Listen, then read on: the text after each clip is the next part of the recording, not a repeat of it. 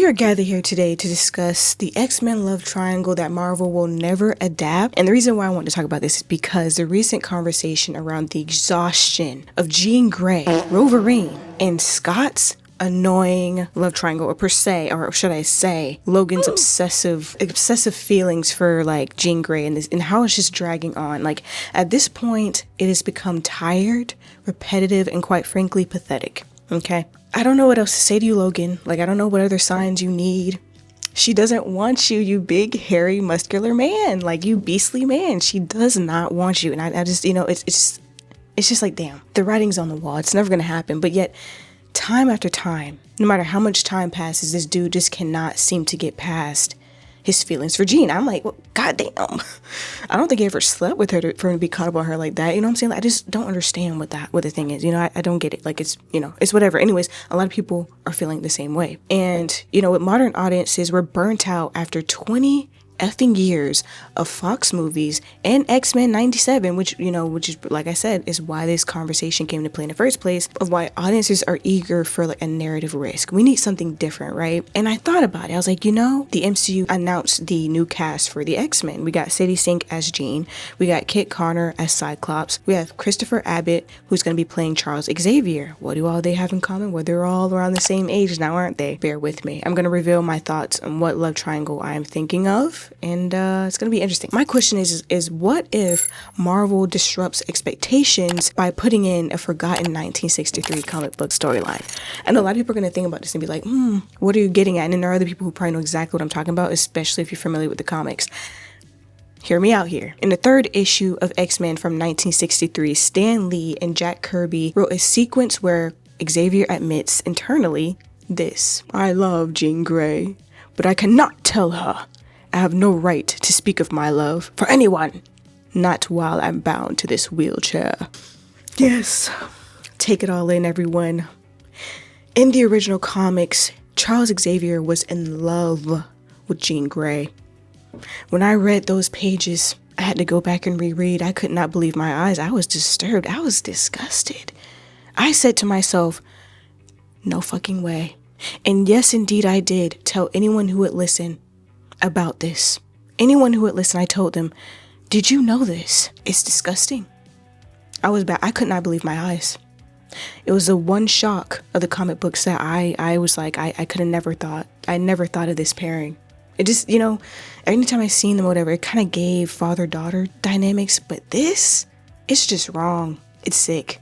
In the original comics, when Jean Grey is introduced, she's around 16 or 18 years old. I do remember college being a discussion in this whole situation, and it's not necessarily set straight up how old Xavier was, but he's depicted as an established professor, probably around his late 30s, early 40s ish. You know what I mean? Like, he wasn't dirt old like he was in these movies and stuff that we've seen. He was a bit younger, right? At this time, he has a school of gifted youngsters, and Jean was explicitly written as a teenager, young adult, high school age student, and Xavier was shown to be a younger prodigy early on. And of course, he's bald, paralyzed, highly educated guy, and running a boarding school. And it kind of gave him or solidified him as this middle-aged, patriarchal figure. Needless to say, it's still weird. It's very weird. I was like, this is a problem. Like, look, I still have any words for that.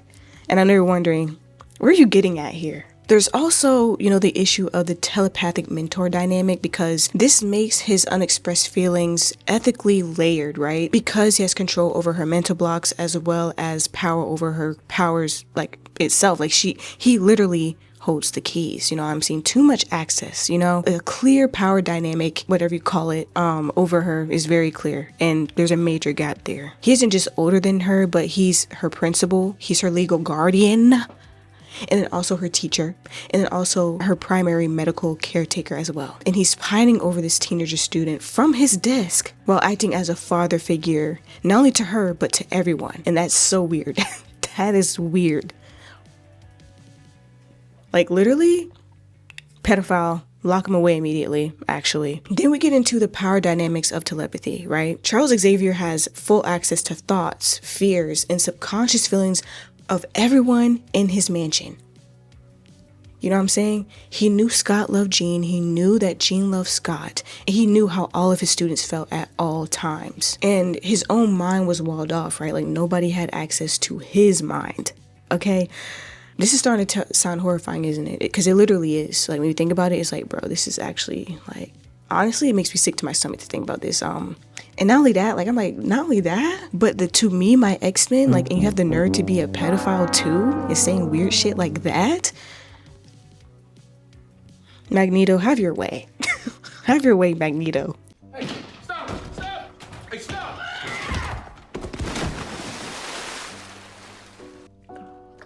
So we all already are familiar with Xavier locking away Jean's telepathic powers when she was a child because her mind just couldn't handle them. She was just too powerful, or was she? He holds the key to her mind. He shapes her mental capacity and emotional growth while also holding his unrequited feelings. So this begs the question, why did Stan Lee write this scene in 1963? Okay, so let's go back to the time when this was written. This is called the Silver Age of Marvel, right? And during this time, they loved the forbidden love trope driven by self-pity. For example, in Fantastic Four, you have Ben Grimm, who felt he couldn't be loved because he was a monster. Then you have Thor. Donald Blake could not tell Jane Foster his identity.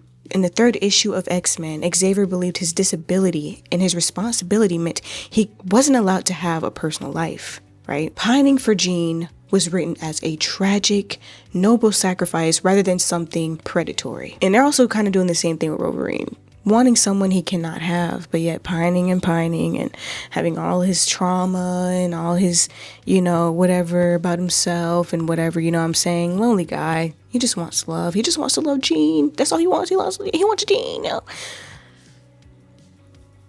We see clearly that this trope hasn't gone anywhere. Clearly. And, quite frankly, Wolverine, Logan, deserves more. He really does. And that's what makes it so frustrating. Like, why is his personal life so wrapped up in Jean? Then you also have the girl as the prize during this time as well. So in 1963, female superheroes were often written primarily as romantic interests for the male cast, which what else is new? That shit ain't new, unfortunately. It's still, somewhat it still happens today. You know what I'm saying? It hasn't necessarily gone away. I remember, especially from the books, that Jean's arrival to the Academy immediately turned the mansion into a competitive space where Scott, Warren, Hank, and even Xavier were internally competing for attention. Like, this literally had all of them, had all the dudes messed up, which is, kind of realistic in a situation like that where there's all boys and then you finally get a pretty girl that shows up and then everybody wants to compete and they're all out of their minds trying to get her attention and all that, right? But why did they forget this whole Xavier having feelings for Jean trope? So as the comics matured in 1970s and in the 1980s under Chris Claremont, Marvel realized how problematic this panel was, how problematic that whole situation was. So they largely buried this whole situation for decades, and it only surfaced during the 1996 Onslaught event, where Marvel revealed that Xavier's repressed dark thoughts and hidden feelings, including his buried attraction for Jean, literally split off to form a cosmic supervillain. This is horrifying. This is crazy shit. So while Fox had, Professor X and then Jean Grey have this huge age gap and their dynamic literally just felt like a father-daughter type of dynamic, the MCU now is featuring a young Professor X who's being played by Christopher Abbott, like I said before, alongside the young adult original team, which I feel like I'm excited for that in and of itself. Like, shit, yes. So to correct myself from earlier, even though all of them are younger, they are not all around the same age. I would say everyone with the exception of Christopher Abbott, as far as who they've announced so far for X-Men, is older than everybody else. He's in his 40s, okay? Look at his picture though, he looks younger, so I gotta give him props for that. He looks great. But with that being said, I would just want to say, when I initially heard of, all of them are younger, I immediately thought of the whole Xavier Jean thing. And I was like, if they did try to make this a thing, what would that look like? And I think that would mainly probably look like people who are telepaths are often, feel isolated. People don't often understand their experience. So who knows, especially thinking of a young Charles Xavier who I was guessing maybe in his late 20s or something like that. I was thinking, okay, so if he's meeting a younger Jean Grey who's around, 19 years years old. Even still, that's even a weird gap, even within itself. But even just think about, like, if there was some sort of interest there on his part, because I do not feel like Jean Grey would feel the same way towards him. But I would think that maybe there would be some sort of interest in that sense of a connection. But I don't feel like it would be like a actual, like, I'm in love with you type of shit. But it would be something I'd be like, oh, maybe like a romantic interest, but then it just kind of like goes away or whatever. I don't really know, but even still, just thinking about it, I'm like, it's just weird to think about it, because literally every time, like I said before, we've seen Charles Xavier and Jean Grey, their dynamic has been like a father-daughter and mentor type of relationship. I just can't see them in a romantic sense. It's just very strange. So it can never work out. This should never ever be a thing. I just feel like it's too weird. It's just too weird. I just feel like it's also very unnecessary. Like, why would we need that? And being kind of a father figure makes so much more sense for their dynamic rather than something romantic. That should never have been a thing in the first place. Here's some love triangles that I do feel like would be way more interesting to see on screen. We have the classic teen drama of Scott, Jean, and Angel, aka Warren Worthington III. Very much. You could definitely tell the time period by these names. But anyway, so in the original 1963 Silver Age team, this is the most natural alternative as far as like if you're looking for any sort of love triangle. So Warren, when he first meets Jean at, the mansion, he pursues her. He's not afraid. I mean, he's young, he's handsome, he's rich, he's charming, and like he's not afraid to show his interest towards her. On the other hand, you have Scott, who's deeply in love with her, but he keeps his distance because, of course, he thinks because of his powers, of his optic blast, that like he makes him a monster. Like he doesn't want to hurt her, so he just kind of keeps his distance. And we kind of see this being like an ongoing thing in the comics, as it's kind of like, bruh, because clearly they want each other. It's just kind of so frustrating. But the reason why I think this would work in the 2028 version of these X-Men characters